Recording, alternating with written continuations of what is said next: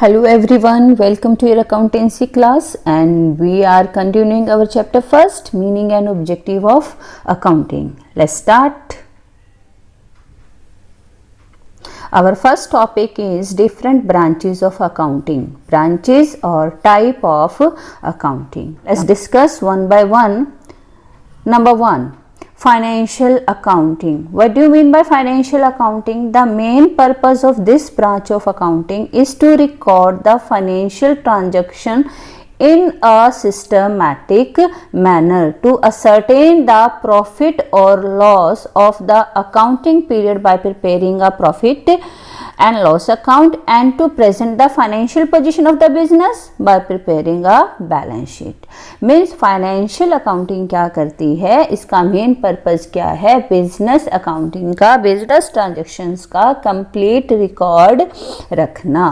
Second branch of accounting is cost accounting.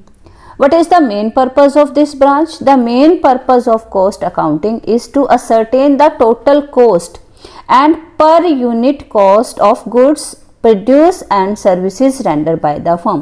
तो इस branch का मेन मोटिव क्या है, जितने भी गुड्स प्रोड्यूस हुई हैं उनकी कॉस्ट कैलकुलेट करना, जिससे मैनेजमेंट क्या कर सके, गुड्स पर अगर एक्स्ट्रा कॉस्ट आ रही है उनको डिफरेंट टेक्निक यूज़ करके क्या किया जा सके, कंट्रोल किया जा सके. तो इस ब्रांच का मेन पर्पस क्या है, ascertain the cost of different goods and services. Next, the third branch is management accounting. What is the main motive of this branch? Present the accounting information in such a way as to assist the management in planning and controlling the operation of a business. तो इस branch का main motive क्या है, इस accounting का main motive क्या है, जो अकाउंटिंग इंफॉर्मेशन है उनको इस वे में प्रेजेंट करना कि वो मैनेजमेंट की हेल्प कर सकें. किस चीज़ में हेल्प कर सके, प्लानिंग में एंड कंट्रोलिंग में. Management accountant use various techniques for this like ratio analysis, budgetary control, cash flow statement, fund flow statements, etc. ये different techniques हैं जिनको जो मैनेजर है, वो अकाउंटेंट जो है वो यूज़ करेगा. किस लिए यूज़ करेगा, प्लानिंग और कंट्रोलिंग में. Next branch of accounting is tax accounting. The branch of accounting which is used for tax purpose. अब मेन पर्पस क्या है इस ब्रांच का, टैक्स कैलकुलेट करना. Income tax, GST R computed on the basis of this accounting. Means ये branch जो है accounting information को इस वे में प्रेजेंट करती है जिससे टैक्स इजीली कंप्यूट हो सके. बिजनेस फॉर्म को डिफरेंट टैक्स पे करने होते हैं तो इसकी कैलकुलेशन के लिए इस ब्रांच का यूज़ किया जाता है ताकि इंफॉर्मेशन कहाँ तक सर्कुलेट हो सके, गवर्नमेंट अथॉरिटी को सारी इंफॉर्मेशन, अकाउंटिंग इंफॉर्मेशन सर्कुलेट हो सके और उनके लिए ईजी हो टैक्स कैलकुलेट करना.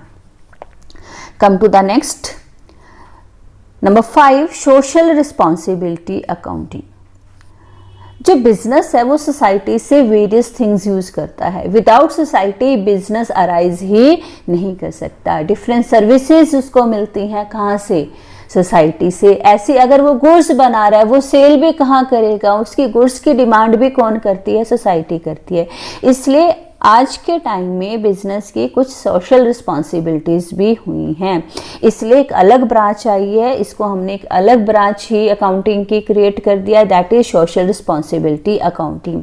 अब पर्पस क्या है इस अकाउंटिंग का, social responsibility accounting is the process of identifying, measuring, communicating the contribution of a business to the society.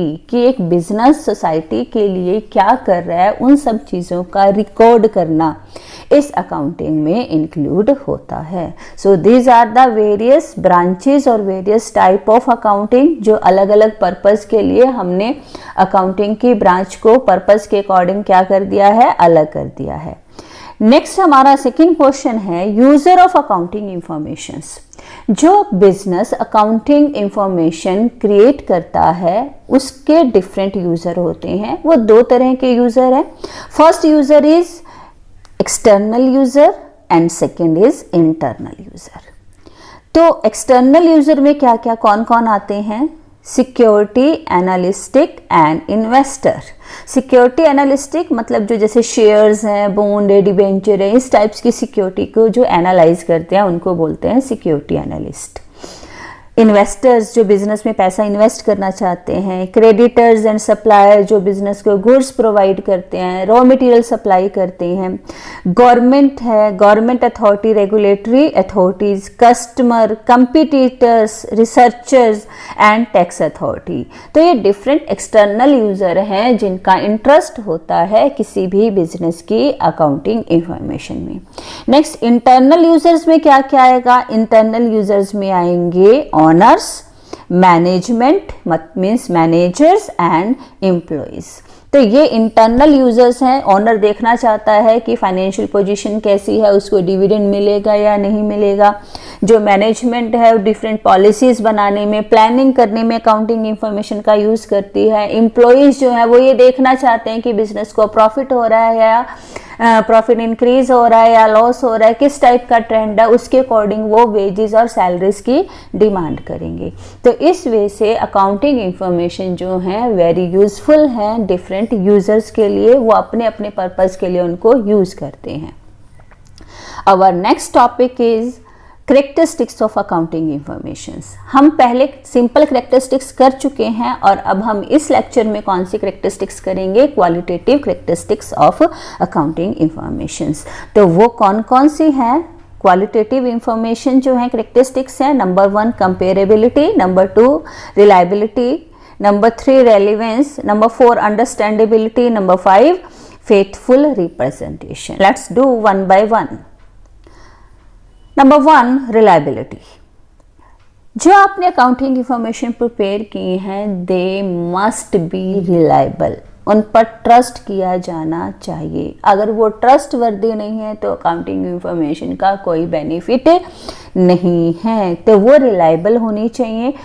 Reliability कैसे होगी? The information must be actual and verifiable. अगर जो आपने इंफॉर्मेशन प्रेजेंट की है वो एक्चुअल है और वेरीफिएबल है, मतलब उनको वेरीफाई किया जा सकता है, तो अकाउंटिंग इंफॉर्मेशन पर ट्रस्ट भी किया जा सकता है। और अकाउंटिंग इंफॉर्मेशन को हम वेरीफाई कहाँ से कर सकते हैं? जैसे cash memos, purchase invoice, sale invoice, means जब हम ये ट्रांजेक्शन्स करते हैं तो बिल प्रिपेयर होते हैं, उन बिल्स को उनको हम क्या बोलते हैं? सोर्स डॉक्यूमेंट्स बोलते हैं। तो उन्हीं के बिहाफ पर हम वेरीफाई कर सकते हैं कि कोई ट्रांजेक्शन्स कब हुई थी और कितनी अमाउंट से हुई थी। सेकेंड है रेलिवेंस। सेकेंड करेक्टरिस्टिक्स क्या है? रेलिवेंस। अकाउंटिंग इंफॉर्मेशन जो है वो जो फर्म का ऑब्जेक्टिव है उसके अकॉर्डिंग होनी चाहिए, उसके रेलिवेंट होनी चाहिए। अननेसेसरी और irrelevant information should not be included in the financial statement। अगर अननेसेसरी और इरेलीवेंट इंफॉर्मेशन इंक्लूड होंगी तो वो कंफ्यूज कर देंगी अकाउंटेंट को भी और उसके डिफरेंट यूजर को भी। तो अकाउंटिंग इंफॉर्मेशन जो भी हम रिकॉर्ड कर रहे हैं फाइनेंशियल स्टेटमेंट में वो ऑब्जेक्टिव के अकॉर्डिंग ही होनी चाहिए। नेक्स्ट है हमारा अंडरस्टैंडेबिलिटी। अकाउंटिंग इंफॉर्मेशन को इस वे में प्रेजेंट करोगे सिंपल एंड लॉजिकल मैनर में जिससे उसको इजीली अंडरस्टैंड किया जा सके। डिफरेंट यूज़र इन्वेस्टर हैं, लेंडर हैं और एम्प्लॉयज़ हैं, तो इन सब के लिए बहुत यूज़फुल होती है अकाउंटिंग इंफॉर्मेशन। तो उनको इसी वे में प्रेजेंट करेंगे ताकि वो उनको विदाउट एनी एफर्ट्स अंडरस्टैंड कर सकें। नेक्स्ट है हमारा कंपेरेबिलिटी। अकाउंटिंग इंफॉर्मेशन बनाने का तभी फायदा है, तभी बेनिफिट है, उनको क्या किया जा सके? कंपेयर किया जा सके। ईयर टू ईयर भी कंपेयर किया जाना चाहिए और फर्म टू फर्म भी कंपेयर किया जाना चाहिए। एक अकाउंटिंग इंफॉर्मेशन को इसी वे में प्रेजेंट किया जाएगा कि करंट ईयर की इंफॉर्मेशन के साथ साथ आप क्या करो? प्रीवियस ईयर की फिगर को भी प्रेजेंट करो जिससे ईयर टू ईयर का कंपैरिजन हो सके।